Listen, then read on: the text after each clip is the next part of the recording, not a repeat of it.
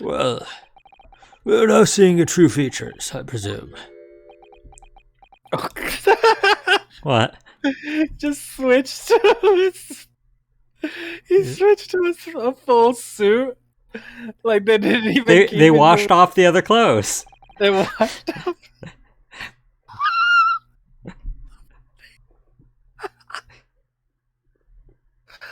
Oh, that's so funny. Oh, that's so dumb. Why would they even do that? Why would they even do that? Because they washed off the disguise. It requires a whole nother model for them to give him new clothes. They should have just kept his clothes. Oh my god. Shady said, here I see Cool Name thirsting over our formerly big-lipped friend. Oh man. Lift your head, sir, so we can see your face. So the court can see your face. Shady said it. Clothing with just body paint. Yeah. It would appear that the defense counsel's assertion was entirely correct. This has all been a very elaborate deception. So, witness, tell the court. Have you seen this man before? Witnesses. I don't believe it, but... See, there is no question. This is the inspector is on the park. Extraordinary. On the day of the Red-Headed League enrollment, the man claiming to be Inspector Gregson who appeared before Mr. DeRosa and Mr. DeRosa in the park Was you disguised as the inspector, or rather, was you posing as the inspector in no disguise at all?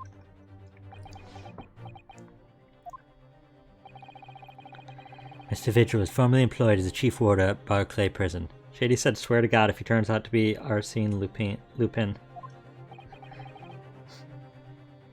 Chief Warder. The decree had promised why he would have quite possibly become the future governor of the prison. What on earth have you been doing peddling tittle-tattle on Fresno Street? Tittle-tattle. Well, it's been 10 years since Mr. Vigil worked at the prison. 10 years?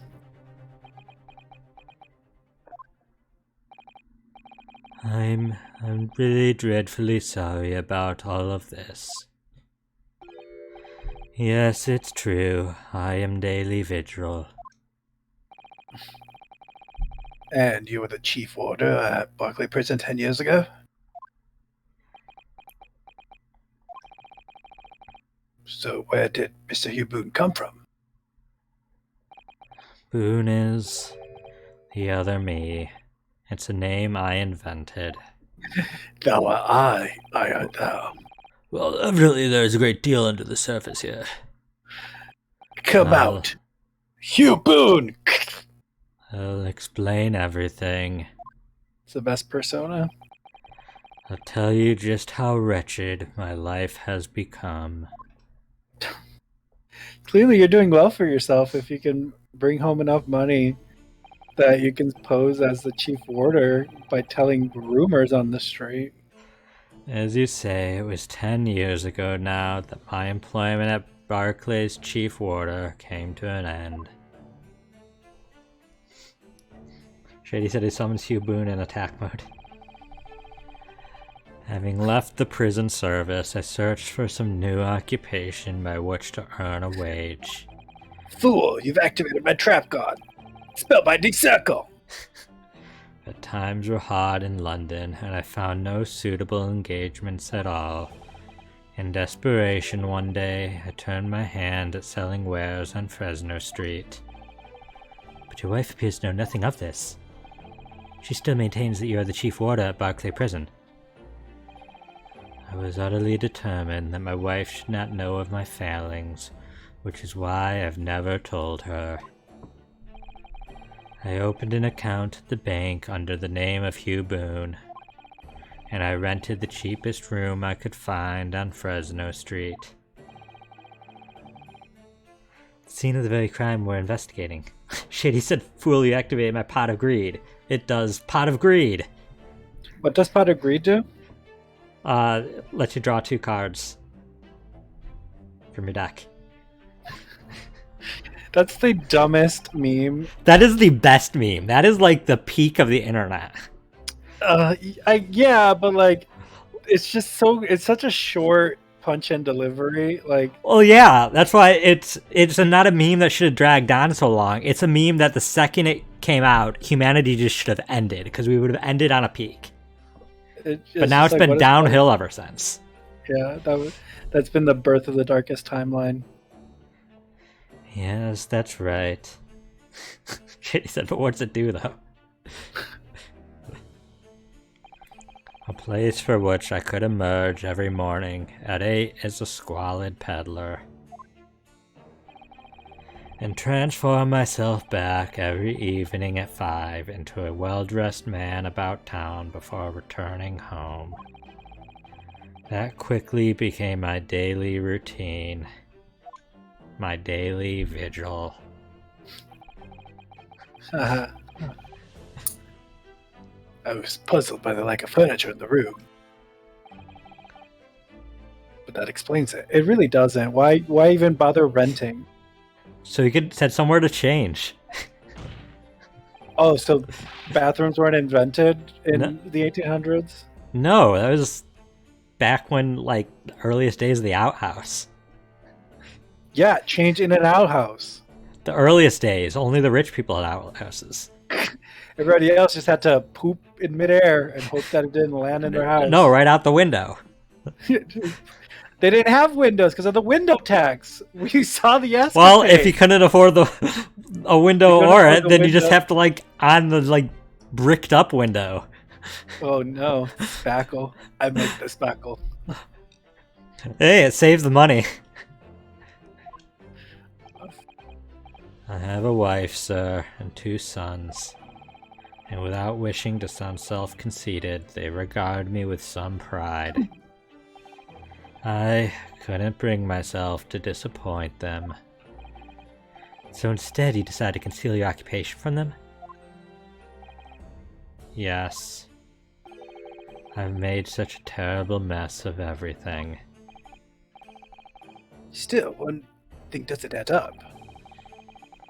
No matter how many tidbits of information you could sell to passing gentlemen, even at 6 pence apiece, Yes, Shady Easior.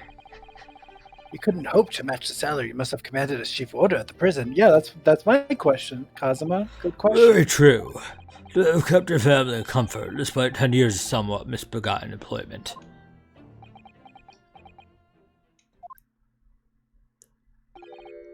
That was all thanks to Inspector Gregson. What? Inspector Gregson? What on earth? It was some years after I'd invented Boone and begun my other life as a street seller. He, the inspector, that is, recognized me one day. Do you mean to say the victim was an acquaintance of yours? I knew him from my time working at the prison. When he saw what I'd become, he was deeply troubled for me and my family. And from that day forward, he visited me on Fresno Street with increasing regularity. Then one day, he asked me if I would carry out a secret assignment for him. It's a weird animation. A secret? Who was it? I was to impersonate the inspector. It's like the most depressing Vogue ever.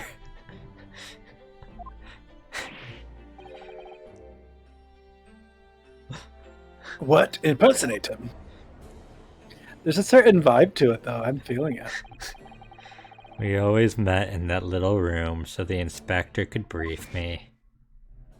Visit Orgreaves tomorrow. Take a statement from the proprietress. Oh, man, I forgot I was ever going to voice him again. It was always something along those lines. Surveillance work, interviewing people. On those occasions, he would lend me his identification so people would believe who I was. My instructions were to make an impression to let people know that Inspector Gregson had been at work. And for those services, he compensated me financially. Scotland Yard Inspector willingly relinquished his identification to your care with intent to deceive. That, as I'm sure I need not point out, is a very serious criminal offense. Why? What was the point of you impersonating him? I truthfully do not know. All I can say is that the inspector warned me on numerous occasions. Now remember, Vigil, I need your solemn word. You don't blab about this to anyone, alright? Ever. Even if, well, if I end up a croaker. Oddly specific. In time, he started to bring papers with him to the room as well. It became something of a second office for him. Shady, like Vigil? You want Vigil being the next D&D character?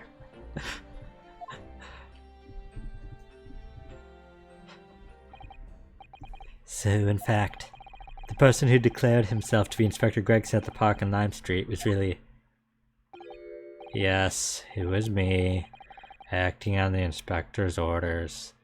Shady, I think this is a very shallow idea to use for a character. As usual, I removed my boon disguise.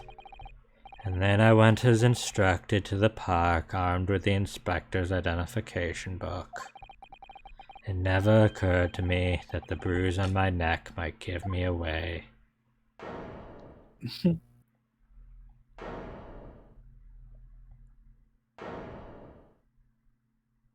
Can I add to it?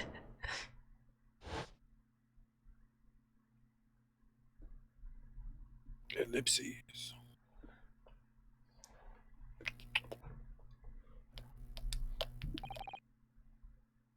Well, it would seem this confession completely destroys the defense's case. Explain yourself, Asogi. Prosecutor Asogi. My learned friend's assertion was as follows. The victim was killed at another location on the day before his corpse was discovered at the hands of these two red-headed lead men when they imprisoned the inspector. But no, that cannot be. That's kind of cute. After all, it wasn't the inspector who went to the park that day, it was me. Oh, goodness.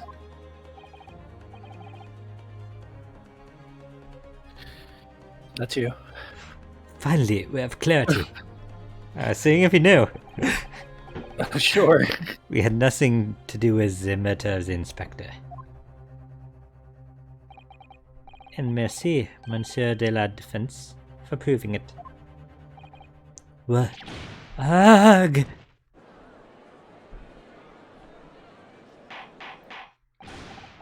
Order! Indeed, it would appear we have reached a de facto conclusion of sorts. These witnesses have no involvement in the murder of the victim. As proven somewhat ironically by the defense. Ugh. I hereby call an end to the cross-examination. Hold it!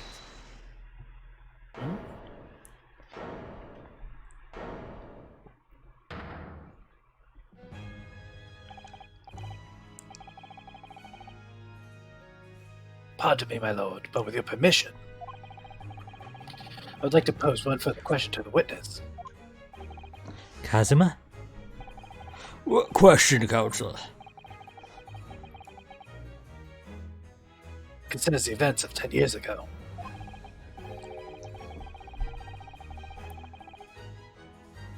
Bam, bam, bam, bam, bam, bam, bam, bam.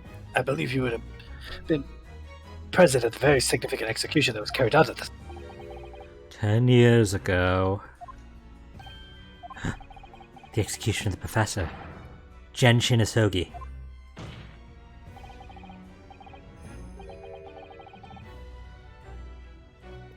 I want to know exactly what your involvement was.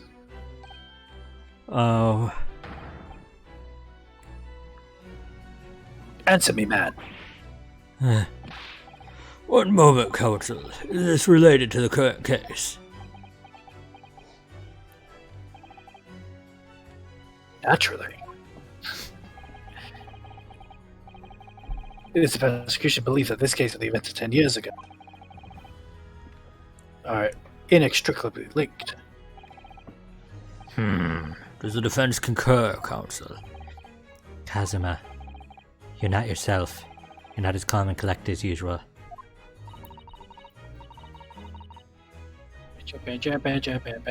Poor Kazuma-sama. No wonder he's acting this way. Mr. Vigil's memories of what happened 10 years ago would tell the tale of Genshin Isogi's last moments, his own father. I know, I do understand that. But even so... Prosecutor Isogi. Do you genuinely believe that this question requires an answer in order to learn the truth behind Inspector Grigson's death?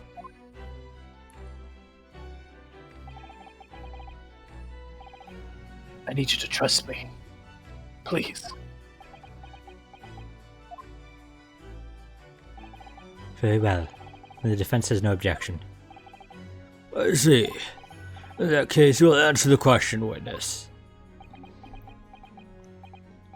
The truth is, I remember very little of that time. You've forgotten! I'm sorry to say yes. As I said, I resigned from my role at the prison 10 years ago. But for some peculiar reason, my memory of the events leading up to that moment is extremely hazy.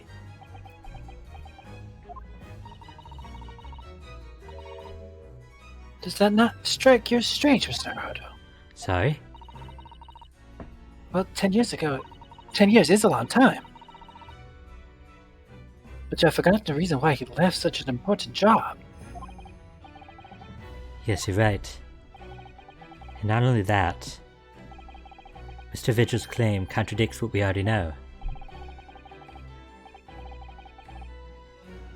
The human spirit is a fragile thing. It's broken all too easily. Which is why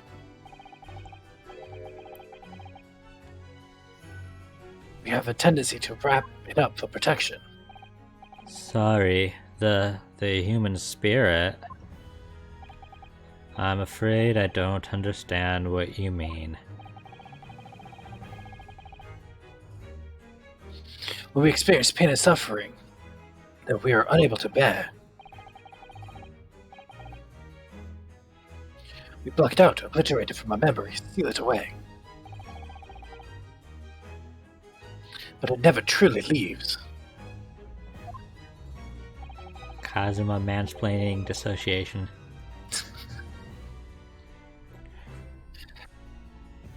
If the seal is broken, the memories would surface.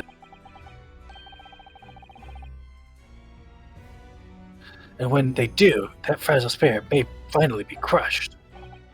But I really don't... Kazuma-sama.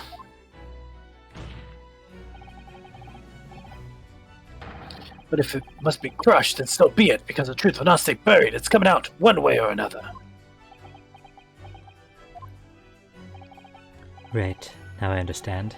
It's clear what his intentions are. He means to expose the truth at any cost. Perhaps if I pointed out the contradiction in what Mr. Vigil claimed earlier, it might cause some crucial memories to return to him. But should I? Should I present the evidence or not? Yeah? I have no idea how this is going to go, but this is a court of law, and I have a duty to pursue the truth. Mr. Vigil, I'd like you to look at this. Evidence that clearly contradicts your version of events.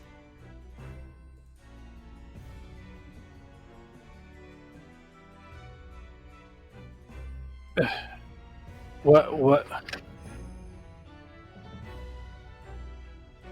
Were you distracted? Not excessively so. I don't. Usually the green text gives me a little bit more context to what specifically. Then yeah, you're distracted. Well, I mean, not excessively. Oh, I was paying attention. I was just like he's saying that he doesn't remember, and Kazuma's saying that if you push somebody, it can resurface the information. No, right? he did say some stuff. He just doesn't remember everything. Yeah. So go to the blue document.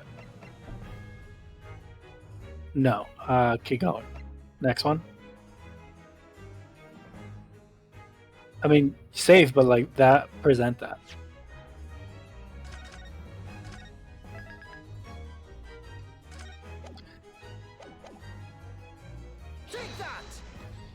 Nope.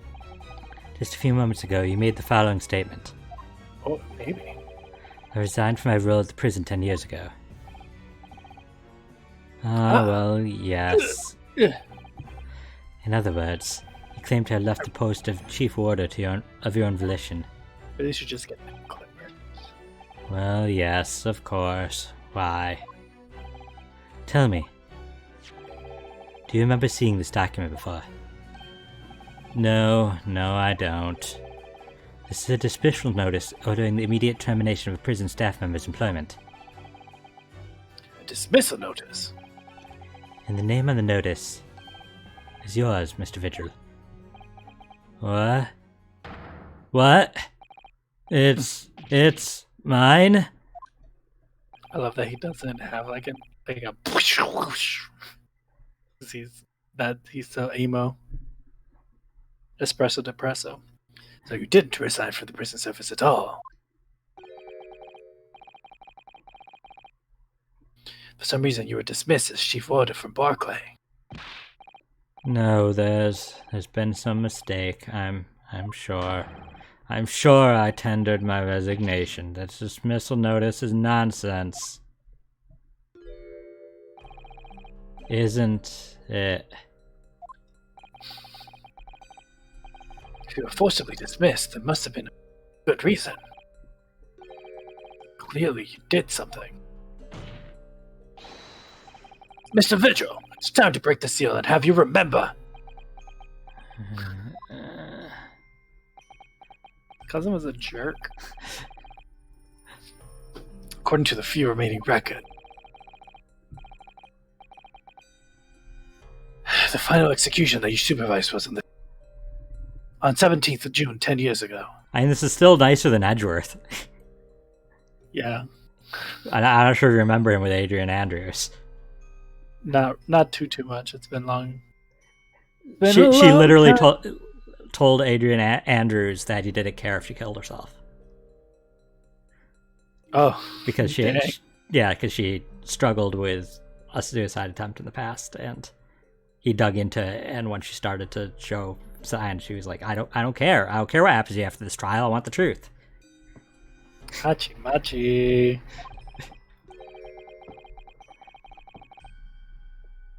And on that day, something very serious took place at Barclay Prison. The 17th of June. Was that the professor's execution? Professor.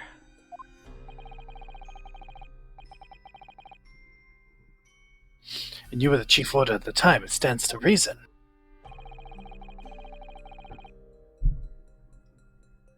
That you would have been present throughout the proceedings.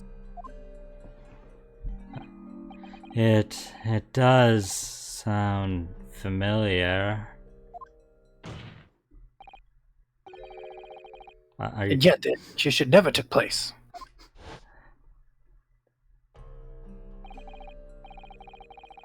Is it still here?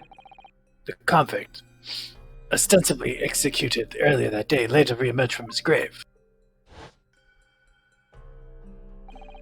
The conflict came back to life. In the cemetery in the middle of the night, there was a witness. However, the witness claims that the moment after he saw the convict clambering out of his grave. gunshot rang out over his shoulder. The bullet pierced the professor's chest, killing him instantly.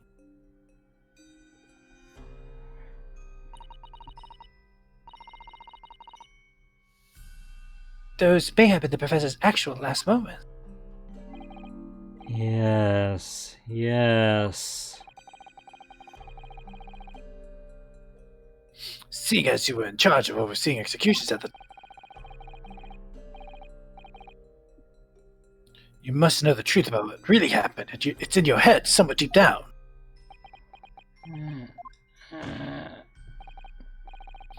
Well, Chief ordered daily vigil. I know that there are memories in your head that can explain what happened on the 17th June, 10 years ago. And now it's time for you to drag them up. Ugh, ugh. Mr. Vigil.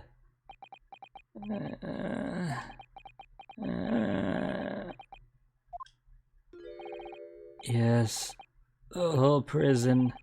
It was complete chaos.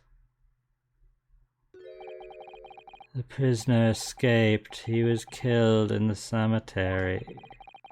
The shocking news ripped through Barclay like a hurricane. What? What?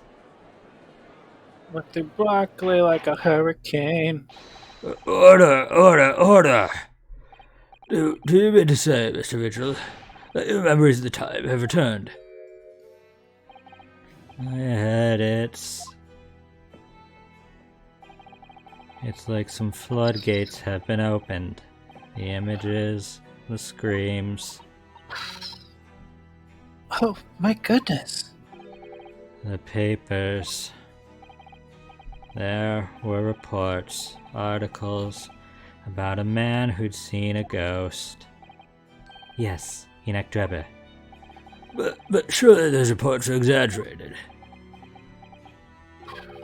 There were traces at the scene. Traces of what? Ow, itchy. In Lowgate Cemetery, at plot number 139. Blood. Lots of blood. That's where the man was buried, of course.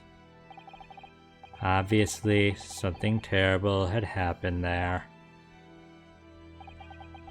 The depths of conspiracy and depravity from which this tale is emerging are quite staggering. I reviewed the police records from that time extensively.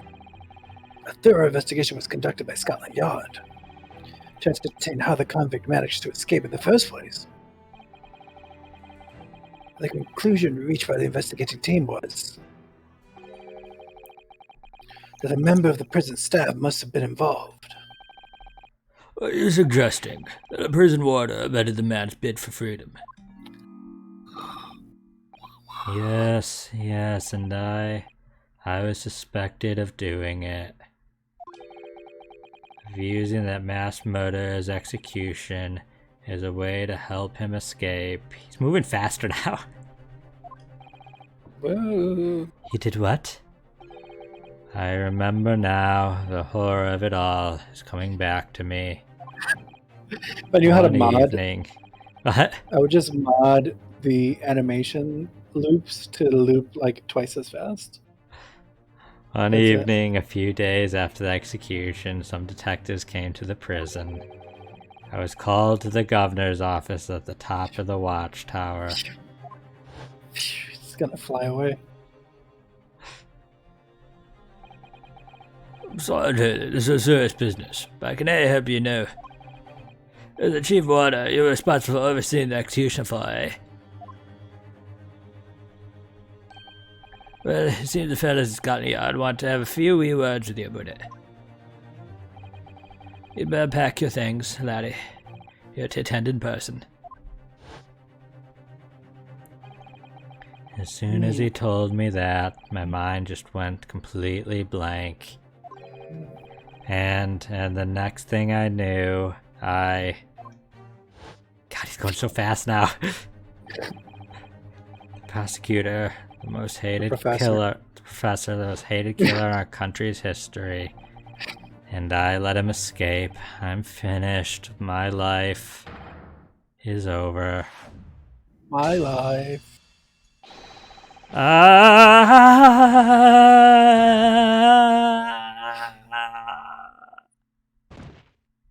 It wasn't very clear, but that was him jumping out the window of the prison. Order, order, bailiff, fetch a doctor at once. He threw himself out a window? Yeah, in the prison. Court is adjourned for today with immediate effect. That's why there's the rush towards the window and then there's the shattering thing. Oh, yeah, that wasn't clear. Shady thought it was clear. No, I didn't realize it the first time. Proceedings came to an abrupt end for the day. I thought it was just like his psyche by the fracture. legacy of that notorious killer, appearing like a cursed ghost ship on a foggy ocean. Lord Van Zeeks, Mr. Vigil, Kazuma, and Gregson. All of them bound by invisible chains anchored to the same wreckage in the murky depths of the past. But the miraculous light that had been trying to cut through the gloom and shine on those tragic events was playing on the edges of the truth at last. What I would pay more money to have this game voice act. But then we wouldn't have a job. I mean, nature finds a way. Okay, should we do the last escapade? We have. Oh yeah, we're running out of time already. I was like invested. Yeah, I mean, let's do we last could start the investigation. Up to you. No, escapade. Okay, Escapade. it has to do this first.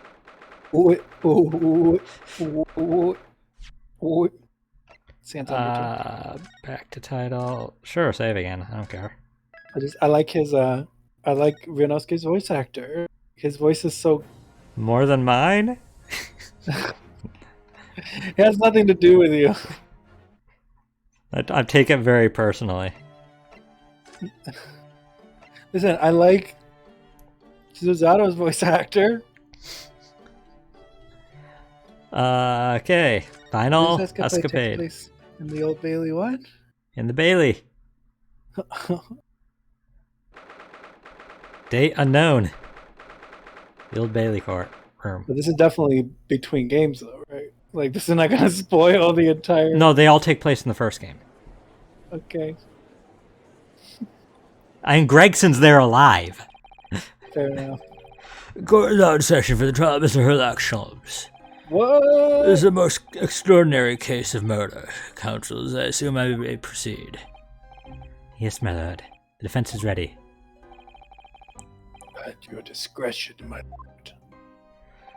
Very well, I hereby call on the prosecution to introduce this case. I didn't know we get a little bonus case. Hey, Dragon, welcome. We're doing the final escapade. And we're wrapping up for tonight after.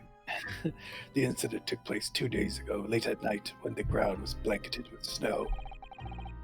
The location of the incident was the residence of the accused, Mr. Herlock Sholmes. Indeed, the now famous address of number 221B Baker Street, was it? You never did most of these, Dragon? The address may enjoy fame once, my lord, but will henceforth endure infamy as trim crime. Yes, sir. Well put. The victim, a certain Madame Rosie, was found asphyxiated on the accused sofa. My lord. But it's unclear as to whether the victim was actually killed in the defendant's suite or not. After all, when Mr. Sholmes left the room for only a brief moment, Madame Rosie somehow vanished herself out of this room completely. Vanished herself, counsel. The victim. Quite true, my lord. There's but one adjoining room between my drawing room and kitchen. Yet having brewed some tea in the kitchen, I returned to find the room completely empty. There was nobody else present. Ordinarily, my fellow lodger Iris would have been at home. However, on the day in question, she had been invited to a meeting of scientific society in the city. Oh, God. You have a propensity for exaggeration, sir. You claim the victim vanished herself, but really, Seems to be entirely plausible that she chose to leave via the main entrance to your suite. As it happens, my lord, the door to the accused's room was locked at the time from the inside. Very true, Inspector. As such, I can say with considerable surety that the victim did not leave via my front door. But what about, yes! She could have snuck out through a window. Objection! The windows in the room were not locked, it's true, and the victim had the opportunity. However, there was snow all around the building outside, and not a patch of it had been disturbed.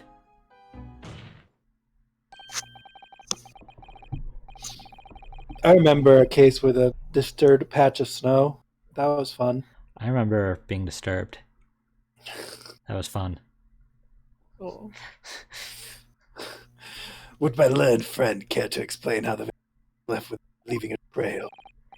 The victim, Madame Rosie, somehow vanished from the scene before she was killed. Ugh. Naturally, I was alarmed by the sudden disappearance of my guest. So I summoned this gentleman who lies in the attic of and we took a cab to Scotland Yard. I can confirm the defendant called for me, and I saw his suite on my way downstairs. And yes, I'm quite sure it was empty, just as Mr. Sholmes had said. When we reached the yard, this very detective happened to be there. Well, yes, you see, I was just in my office for a while, having got back from some, important business. Relationships. And then, having explained the situation to the inspector, we travelled back to Baker Street together. At that time, there were no footprints in the snow around the building other than the ones we'd made.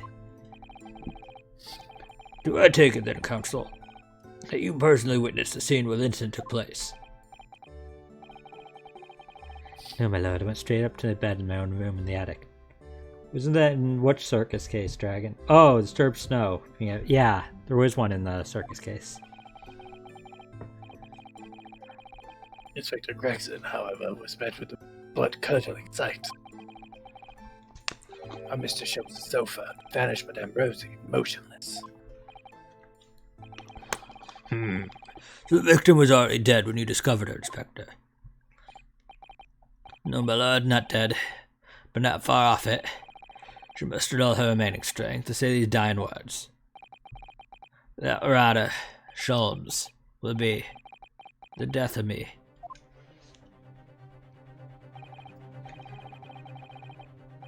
Yes, I overheard that remark at the time too, delivered in a rasping voice full of malice.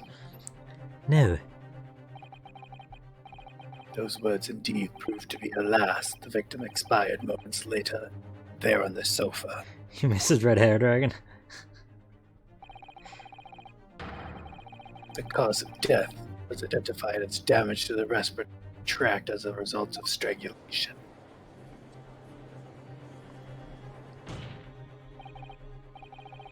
Pray, does the accused dare to contest the inspector's account? Certainly not. In fact, the inspector has done an unusually fine job at summarizing the salient points. Sholmes will be the death of me.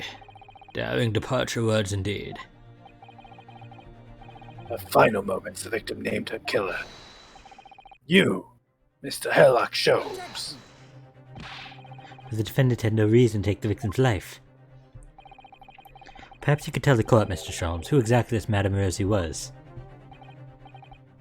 Yes, of course. Did I never mention her to you?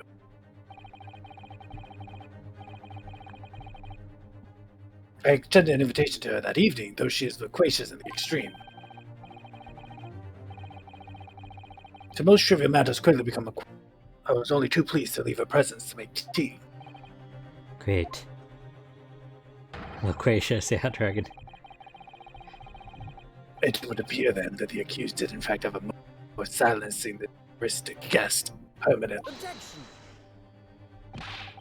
Putting that tenuous motive aside, what about the other mysteries surrounding the case? I'm inclined to agree with the defense. There remained a number of inscrutable details. The victim's alleged disappearance and its subsequent reappearance, leaving no trail of footprints, for example. That's right, the crime described by the prosecution could never have happened.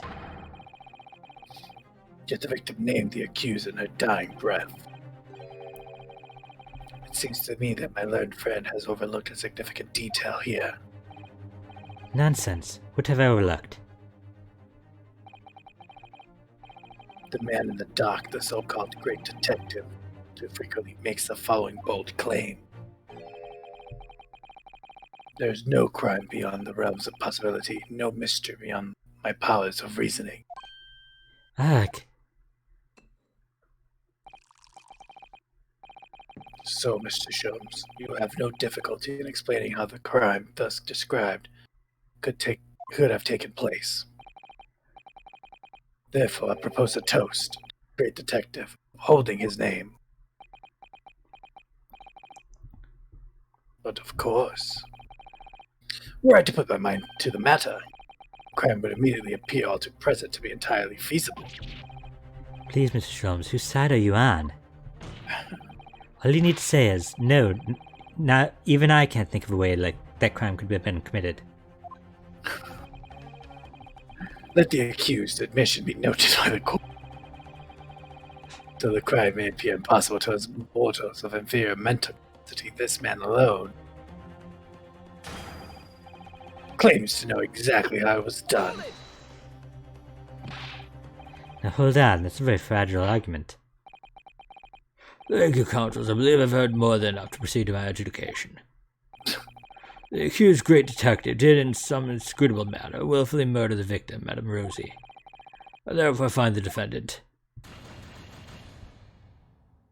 Up, and Sholmes gets the death sentence at the end. Let this man be taken from this courtroom and in some equally inscrutable manner be sanctioned for his crimes. Court is adjourned. Dragon, it's a harebrained scream. Court's already been adjourned. My lord, please. The truth about the mysteries found in this case, unknown to another besides the great detective. What's this? Shouldn't you have objected before that verdict? Yeah. Pardon my words, Mr. Naruto, you are coming along wonderfully. You've deduced the fundamental truth about this case, I believe. Which would be, detective. The truth to this case is known. Only to the true culprit, obviously. Is that not so, Gregson? What? Well, I suppose, yes. You don't mean, you're suggesting, Mr. Sholmes, that you have an idea as to what actually happened that night? An idea, my dear fellow. I could explain the entire incident from start to finish, but not a detail omitted. Seems the detective has failed to grasp the situation. Pray, Mr. Reaper, which of us has truly failed to grasp the situation, I wonder? Then answer me this. You claim that prior to the incident, the victim surely vanished without a trace from your room. If so, how exactly did Madame Rosie disappear? Why, naturally, via the window. It was ajar, after all. That can't be. The window is a whole story above street level, and anyway, no prints are found in the snow. There are any number of ways one could avoid leaving tracks of snow, surely. Such as? Such as flying, for instance. A fatuous notion. Dragon said she's Spider-Woman. And to where do you propose the victim flew, Mr. Sholmes? It's not entirely plain. To the culprit's abode, of course. For having left my suite, it was clear that Madame Rosie was murdered. Take a moment to consider the cruel irony, if you will. By her own volition, she flew directly to her death. You forget, detective, the victim's corpse was discovered on your own sofa. No doubt because her killer carried her back there. But what about the lack of footprints in the snow again, then? There just weren't any. Other than our own from when we returned home ourselves. By our footprints, you refer to yours and mine. You're quite right, but there were those of another. The night in question, there was one other person who could have conveyed the victim to my sofa. What? Good gracious, to whom do you refer, sir? A man whose somewhat unavailing presence at the scene of the crime would be questioned by no one. Unavailing? Ah, you don't mean... Indeed I do. A man who's hastened to the scene directly upon learning of the incident at the yacht, namely... you, Inspector Gregson. Eh? When you arrived at my address on Baker Street, you were carrying the half-dead Madame Rosie with you. You waited for a suitable opportunity, then laid the victim on my sofa. He did what?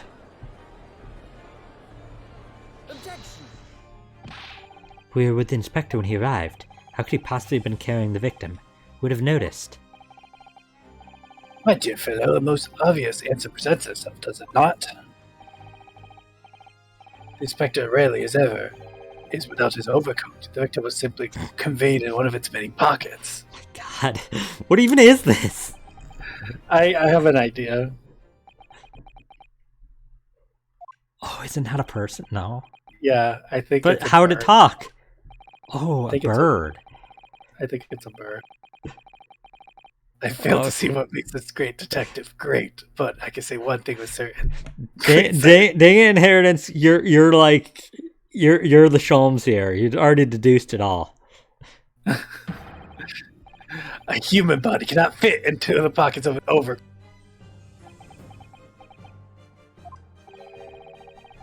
I believe you may have fallen foul of a rather significant misapprehension. Who said that it was human? What? Madame Rosie was not a human. See? I beg your pardon. Mr. Sholmes. Yes, Mr. Ohodo. Something troubles you, perhaps? Whatever gives you that idea? Exactly what sort of creature was Madame Rosie? Is it not apparent already? A parakeet, of course. Huh? Most self-conceited specimen, in fact. A parakeet? She was an incessant talker, I must say. Her manner was quite intolerable at times. Wont to turn every conversation to a quarrel, I thought to strangle the creature on more than one occasion. You had a quarrel with a parakeet. But of course, why else should she have chosen to fly from cordially that evening? To the abode of the inspector here, beside me no less. To Inspector Gregson's abode, but why? Because that was the parakeet's home, naturally. What are you? The inspector was called away from town for some days, so it was arranged that I would look after the bird. But it would appear that she was overcome with a sudden yearning for a keeper, thus prompting her flight from my comfortable suite to the inspector's office at Scotland Yard. Well, Gregson, I believe it's high time you explained. Dragon said they should have called a paramedic for that parakeet. Oh no. Gives you accounts of what happened that night, sparing no details. Inspector Gregson. It was an accident. I got back from being away that evening, you see. I just walked through the door of my office. Never imagined Madame Rosie would be on her way back to the yard as well. I slammed the door shut behind me, just as she was trying to fly through it. So Madame Rosie... She got sandwiched between the door and the frame and fell to the floor. Yikes. Never to move again, because of me. Well, I never. I had to do something, just when I was trying to think of a plan. You fellas arrived talking about some incident at Baker Street. Ah, I'd hired Madame Rosie in a hurry, so I stuffed her in my coat pocket and got in the cab with the pair of you.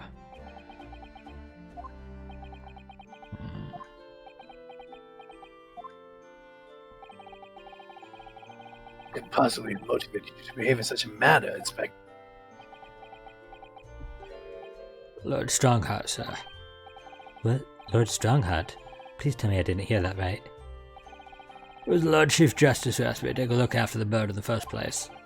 She'd been living with the pigeons at the Supreme Court until then. But apparently the other birds had started to pick on her. So for the past 6 months or so, I've been caring for her in my office at the yard. I see. If anything happened to that bird, just imagine. No pay and no time off for the rest of my career. You mark my words, that's what's gonna happen. I mean, not wrong. That's why, well... But the victim's dying words, Inspector. The court heard earlier that Madame Rosie spoke the name of her assailant on her deathbed. That rotter shows will be the death of me. Indeed, she did, quite uncalled for, would you agree?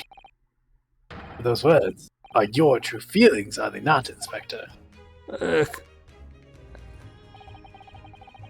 Clearly you speak of me often at your office at the yard. Disparaging manner. A manner that the Mayor Parakeet took much delight in mimicking. Come on, I mean, have you read this month's edition of Ranch Magazine, eh? I'm... Sorry! This is all absolutely true. Why did they have a court session for a parakeet, though? I don't understand. What did they have a court how case did for a parakeet in which it wasn't established that it was a court case about a parakeet? Yeah, how does nobody involved in the court know that? Yeah, Just the literally witnesses. Gregson and Shomes. Like, Shomes was gonna get the capital offense for this parakeet. By Sholmes' reaction, I feel like he didn't even know that they didn't know that it was a parakeet. Not that he didn't stop and question like why he was in court for a parakeet's death. Like, hey, this is just a bird. Something wrong, Lord Van Zeeks. No, nothing. I almost drifted off for a moment there. Wait, was that a dream? So not to drift off when you've been kept waiting 3 hours already. I wonder if we'll manage to be with Lord Strongheart at all today. This is the part where Lord Strongheart is explaining to Ryunosuke like all the ways that he's going to revolutionize the justice system. And he falls asleep. This is the meeting that they were waiting for. We may have to deliver a report on the window. Oh my God, it is! We may have to deliver the report on the Windermere case that he asked for. Dang. That wasn't Windabague case when he did that, right? It was. It was No. right after. No, it was involved with the one earlier in this game that's the World Fair thing or the exhibition, Great Exhibition. Oh, you're right. You're right. Tell me, Inspector, what became of that bird?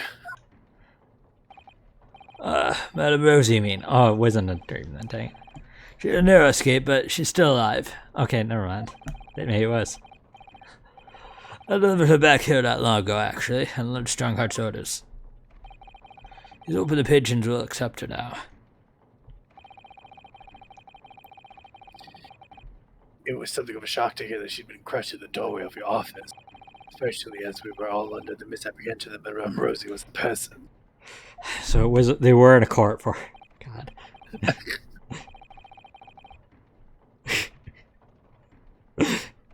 So, sorry about that. Lord Strongheart's demand that.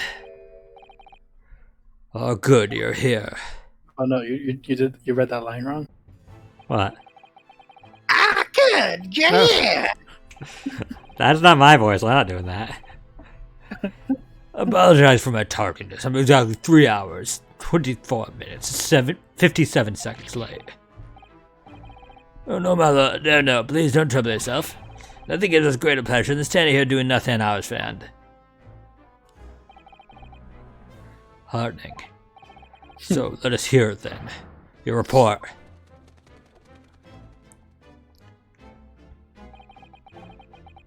The Windermere trial is concluded, but it is far from over.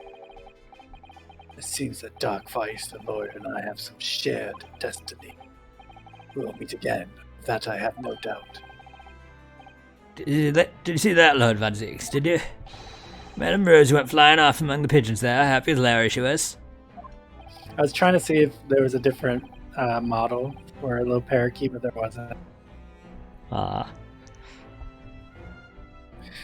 Really, Inspector, you must be relieved. I agree, Dragon. Ace Attorney does love their birds. No wonder Aviary Attorney became a thing.